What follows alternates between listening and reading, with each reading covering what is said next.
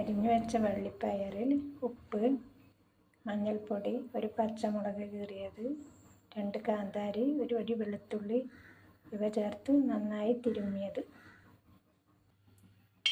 ചീനച്ചട്ടി അടുപ്പത്ത് വെച്ച് വെളിച്ചെണ്ണ ഒഴിച്ച് എണ്ണ ചൂടായി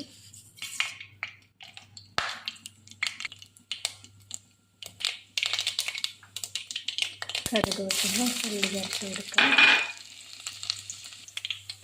ഉണക്കമുളക് ഇട്ട് കൊടുക്കാം. വള്ളിപ്പയർ ചേർത്ത് കൊടുക്കാം. നന്നായി അടച്ചു കൊടുക്കാം. തീ കുറച്ച് കൊടുക്കാം.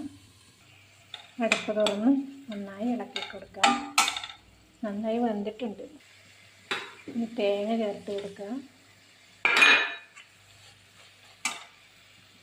തേങ്ങ ചേർത്ത് 2 മിനിറ്റ് അടച്ചു